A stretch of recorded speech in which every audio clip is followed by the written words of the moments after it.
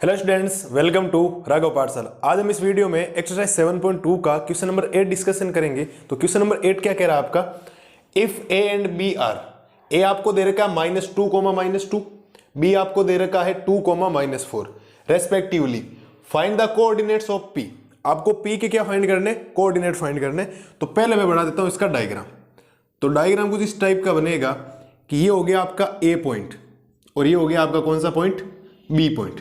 ठीक है, ए के कोऑर्डिनेट आपके पास है -2, -2 और बी के कोऑर्डिनेट है आपके पास 2, -4।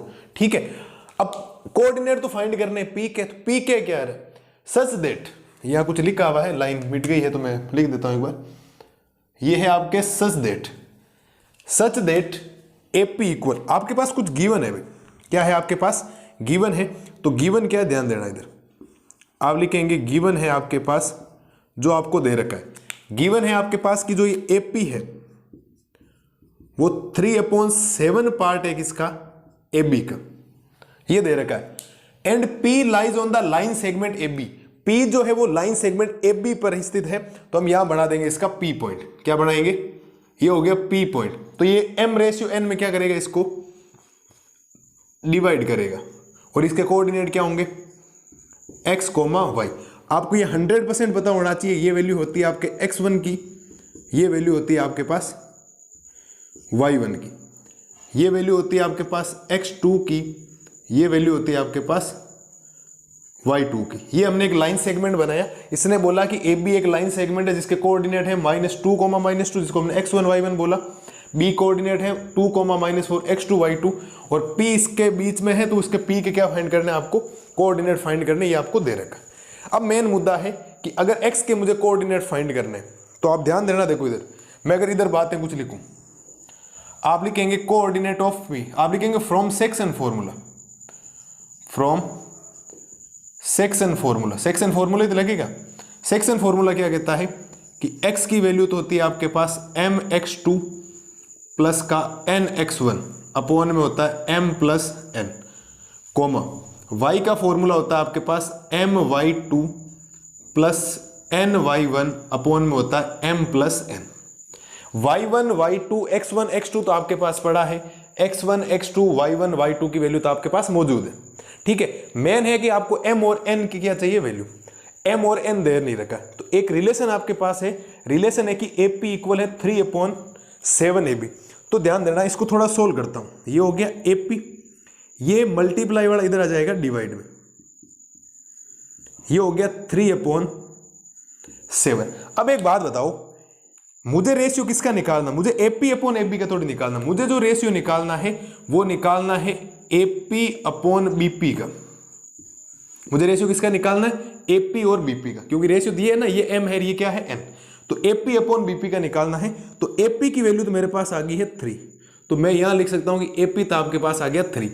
ठीक है, मैं AP को लिख देता हूं ब्लैक पेन से ताकि आपको दिखाई दे। ये हो गया 3 रेशियो। अब मेन है BP निकालना। मुझे एक बात बताओ कि टोटल लाइन जो है ना, AB जो है वो कितना दे रखा आपको, 7। AB आपके पास कितना है, 7। तो AB का मतलब वो AP प्लस BP नहीं है क्या आपके पास, भाई AP में BP प्लस कर दिया तभी तो AB आएगा, इक्वल है वो आपके पास 7। यहां से AP की वैल्यू 3 आपके पास, ये रही, प्लस BP में अगर यहां से निकालता हूं तो ये हो जाएगा 7। यहां से जो BP की आपके पास वैल्यू आएगी 7, प्लस का 3 ट्रांसफर हो गया माइनस का 3, तो यहां से आपके पास BP की वैल्यू बनेगी बेटा 4। BP की वैल्यू कितनी बनेगी आपके पास, 4 बनेगी। ये हमारे पास BP की क्या आई है, वैल्यू आई। इसका मतलब ये हो गया कि AP अपॉन जो BP बना है वो बना है 3/4। देख लो दोनों को प्लस करने पर 7 आ रहा है या नहीं आ रहा है। तो ये रेशियो आ गया आपके पास 3/4 का। ये हमने रेशियो निकाला है।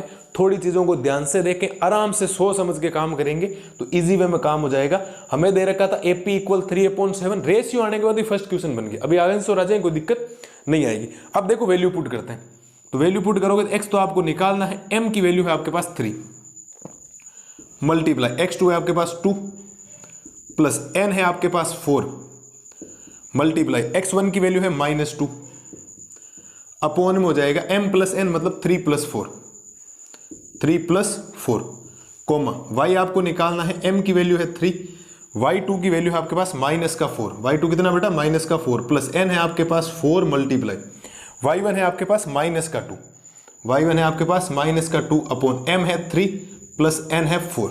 ठीक है, इसके बाद देखो x की वैल्यू आएगी, इन 2 को मल्टीप्लाई करोगे तो 6 प्लस माइनस माइनस हो जाएगा, 4 को 2 से करोगे 8 अपॉन में आ जाएगा 7 कोमा y की वैल्यू आ जाएगी, इनका मल्टीप्लीकेशन माइनस का 12, इनका मल्टीप्लीकेशन माइनस का 8 अपॉन में आ जाएगा आपके पास 7। यहाँ से आपके पास x जो बनेगा माइनस 8 में से 6 जाएगा, माइनस का 2 अपॉन क्या बनेगा 7, और यहाँ से y की वैल्यू बनेगी माइनस का 20 अपॉन 7, माइनस का 20 अपॉन 7। x और y आ गया तो आप लिखेंगे so coordinates of point P is, so coordinate of point P is minus का 2,7 माइनस का 20 माइनस का 2 अपॉन 7 कोमा माइनस का 20 upon 7, that is your final answer. ये इस क्वेश्चन का आपके पास क्या है बेटा फाइनल आंसर आया। नॉर्मल सा था, यहाँ तो सेक्शन फॉर्मूला लगाती आपके पास वैल्यू आ जाएगी। मेन मुद्दा था m और n फाइंड करना, क्योंकि x1 y1 दे रखा, x2 y2 दे रखा, m और n हमने फाइंड किया कि AP अपॉन BP का रेशियो दे रखा 3:7, लेकिन मुझे रेशियो चाहिए AP और BP का।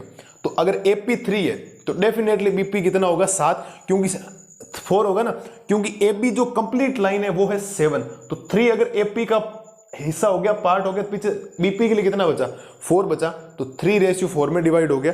फिर हमने कैलकुलेशन किया नॉर्मल से, इजी वे में पॉइंट P के क्या आ गया आपके पास कोऑर्डिनेट आ गए। ये हो गया आपके क्वेश्चन नंबर 8 का सॉल्यूशन।